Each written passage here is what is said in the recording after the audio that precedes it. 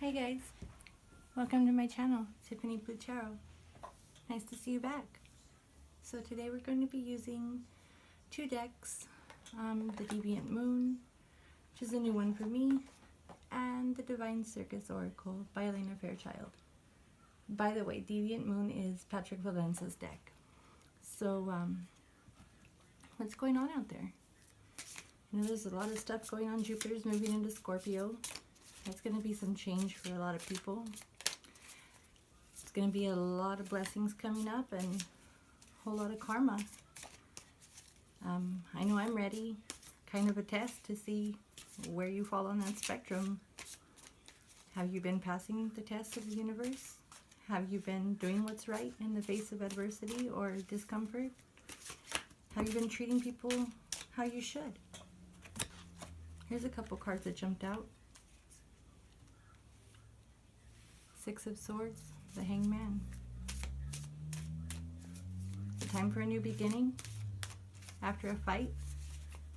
Did something crash and burn and now you're headed away from it? Was it your own doing? Was it nature? Were there secrets? Did you intuitively know that this was going to crash? Couple that with the Hangman, and maybe you're waiting to see what the future holds now that this whole thing has crashed and burned. Now you know you're on your way somewhere, but maybe not where. Or maybe you know where you're headed, but not what steps to take to get you there. Or maybe it's just taking a while, longer than you expected. Do you have choices you've got to make? Things you've got to do before you can actually manifest the dream that you're having? Does it feel like the top of your head's going to blow off? Ace of Pentacles. Wherever you're headed, there's going to be abundance. That's for sure. Who's bestowing that upon you? Is it through your hard work? Think about that, given the Jupiter and Scorpio thing. I mean, is it darkness that you want to manifest? Or is it light? Golly, tell me a story. That's too many cards. I'm not going to take that. But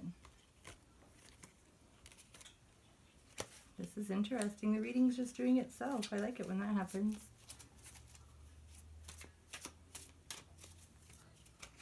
I mean, do you guys feel a change in the air? Like it's a new era, a new time? Kind of like people are waking up to the fact that things aren't always what they seem. Three of Wands. Choices, which way to head. Decisions, just like we were talking about. The moon is casting some light on there, but typically the moon is intuition, psychic abilities, secrets, things that need to be brought into the light. So do you have a choice? Maybe stick with the status quo or where you're at right now because it's easier and it's known, rather than to actually face your fears and that monkey on your back. Just rather stick with the easy way out, because to deal with the problems is painful. It's work. I mean, and you're connected to both sides of this equation. You know one way is right, but maybe it's a little bit more difficult. So maybe this is more of an internal fight than a fight or disagreement in life. Two of Wands. Some more decision. Yep, again, that intuition, right versus wrong, choice to be made, a journey to go on. So what's holding you up? Why the stagnation? What is all this?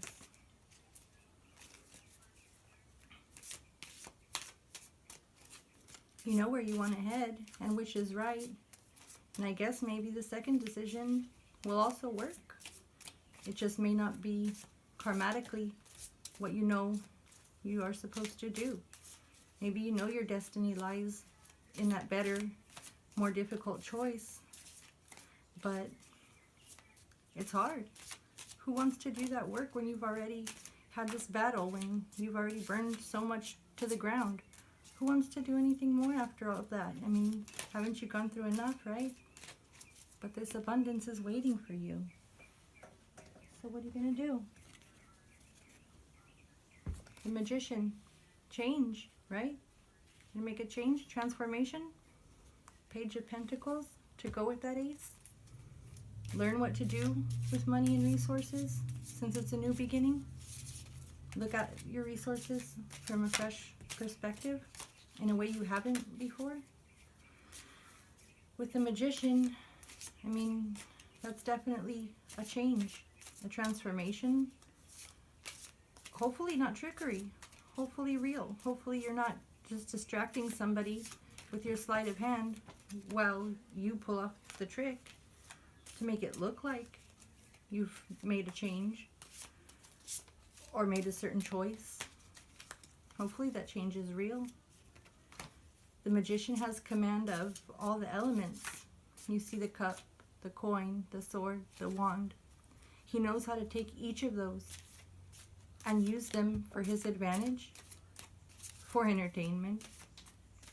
Maybe even knows how to manipulate them. But he has knowledge of and control of each of those elements, and that takes a certain set of skill and mastery. And I think that a lot of us have that. I think a lot of people are coming online with intuition, with downloads, prophetic spirit, whatever you want to call it, and they are making a change. But look at that. The Page of Pentacles to go with your Ace. I mean, something's brewing. Some abundance wants to rain down on you. These were poppers. I'm going to take them. Knight of Swords. So make that decision swiftly. You know what you need to do. Do it. Maybe it's not so much a contemplation anymore, You just need to take action. Judgment. Exactly. Use your judgment. Make that choice. You know what to do. I mean, everybody has that feeling inside, that small voice. The one that makes your stomach feel upset when you see somebody wronged, or when you make a choice isn't right, but you make it anyway, and you get that feeling in the pit of your stomach. That's the judgment regarding all this that's already happened. And here we have the Five of Wands, a fight, a battle. But with who? With your comrades? Over what? And why? And who really comes out a winner, And the High Priestess to go with your Magician. An intuitive woman who may see through this facade, who may be able to look you right in your soul and understand the choices that you're up against, the choices that you need to make, and your reasoning, because she's seen both sides. Here you see the serpent, and you see the wings.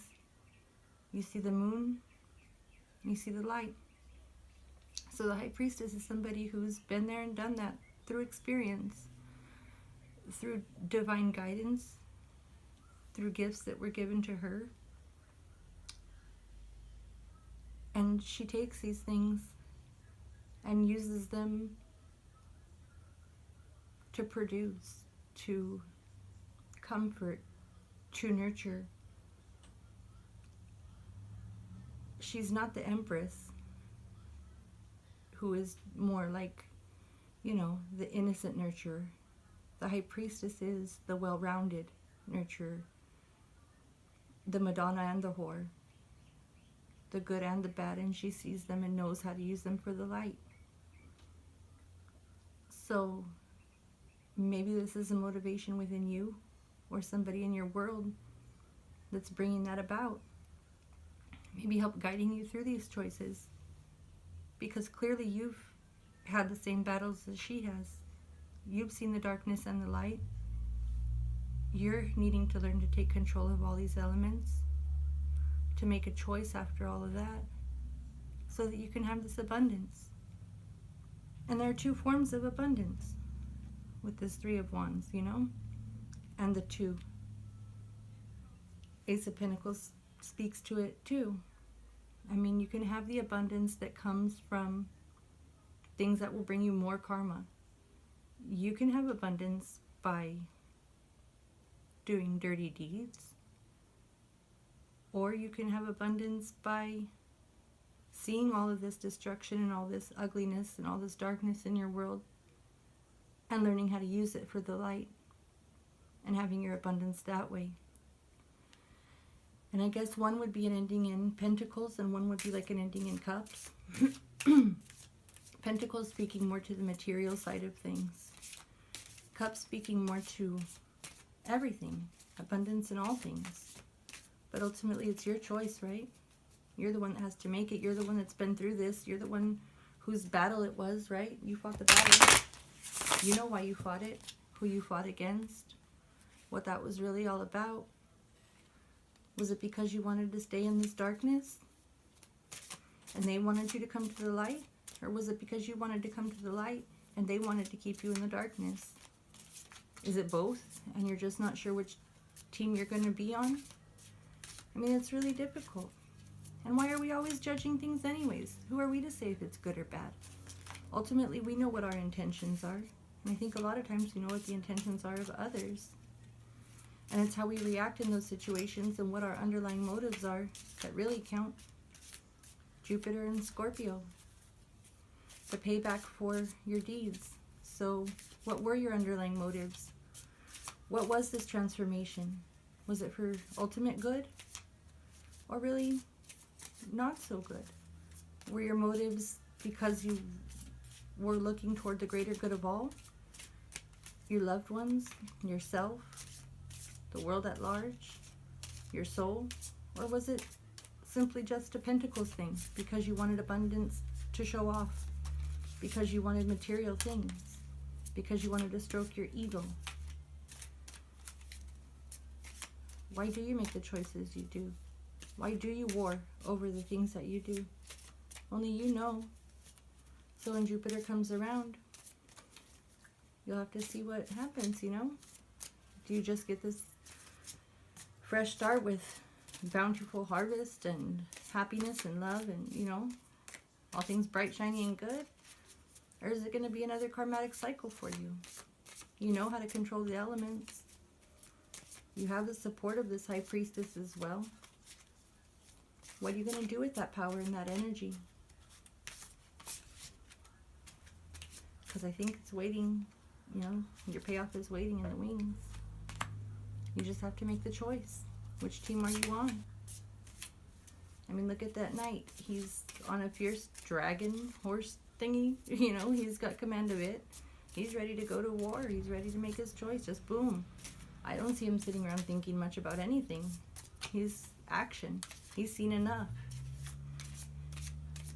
And he's not a king, you know. He doesn't have a kingdom. He's not sitting back. He's the knight. He's making things happen. He's not a page. He's not bringing information. He is doing. Doing. After knowing. After experiencing, you know. He's ready to rock. The Tower. That says it all. There's your big change. Something wasn't built on the firm foundation, or the foundation is about to crumble, and something new comes of that, right? That's the bright side. So the Tower is typically a painful change that happens quickly. You may struggle through it, you know. In my case, I guess my Tower, you know, I had a lot of things happen all at once. Changes in my family, a death, career change. I mean, and all this stuff happened back to back to back. So it felt like, you know, exactly, like my whole foundation was shaken. Like the carpet was yanked out from under me all at once in every aspect. And I had to rebuild. But the beauty of that is when you have no foundation and everything has been shaken and destroyed, you can rebuild it however you want. It's an empty lot. It's yours to decide how you want the next tower to look. And are you going to build it on a firm foundation this time so that it can't be shaken? Maybe that is part of the choice that you're looking to make at this time. So we have the Eight of Swords. Feeling trapped. But why? You're not really trapped. You can get out of that window without getting stabbed. Or you can come down the stairs in the castle. You know, it's only a self-imposed entrapment. You think that you're trapped. You think that you're stuck. But you're not. So it's your own doing. The moon is whispering to you. It's giving you your intuitive hunch that you know what to do. You know where to go. You know that you can be free, but you're trapped in your thoughts. You're just sucked into it. And that needn't be. Because you can move forward and just make your choice. And start stacking these chips to build your foundation, to get control of these elements. And you no longer have to remain stuck. Two of Swords, again, it speaks to a decision to be made. You just need to take action. That's basically where it lies. You already know what you need to know. You have the information that you need to have to make these choices. And you know the consequences of, you know, each one. But you're not moving. You're staying stuck. You're just, and not making a choice is kind of a choice in itself, right? Why stay stuck when you can rebuild and you can start your, you know, planting for your bountiful harvest? Why stay stuck? What's up with that? I mean, it's just your imagination. You already know what to do. Why aren't you doing it? Happily ever after awaits you. You have your Four of Wands. That's a happy home card. The Ten of Cups, of course, is the happily ever after, you know. But the Four of Wands, that's excellent. I mean, look at these guys. I mean, look, is this not like the Magician and your High Priestess? I mean, look at these guys. Here you go. Isn't that them? Your Magician and your High Priestess living happily ever after. The moon shining on their new house. That's a kind of cool house, right? Out in the wilderness where nobody can bother them. The ties that bind. They've got control of the elements. They've made their choices. They know what each brings. They know which realm they're operating in. And they're confident of it. And they're confident in each other, of what they've created. They've got a firm foundation. And the moon is kind of looking like the sun. It's not looking as ominous as before. It's not whispering secrets to them. It's actually illuminating their path in the dark. That's beautiful. Imagine a relationship like that. A magician and a priestess. What they could co-create. What they could bring manifest. My gosh. Can't imagine. Queen of Swords. She's made her choices too. She, you know, had to draw a bit of blood at one point. Is it her own? Is it somebody else's?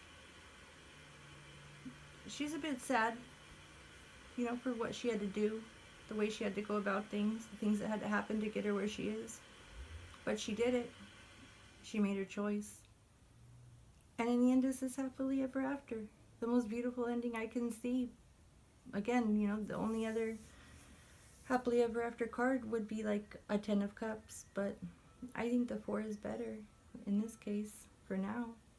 Given all of this, they can learn to, you know, how to enjoy this life, what to do next, where to go next. And it's all of their own creation. It's divine. I mean, look, they've got fireflies lighting their new little spot.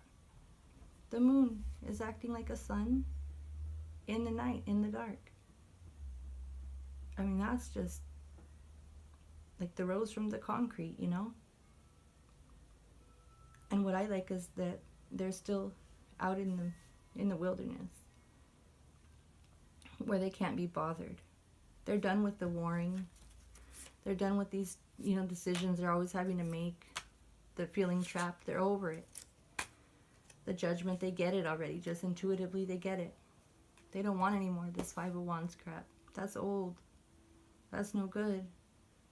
I mean, imagine the cackling that's coming out of this one.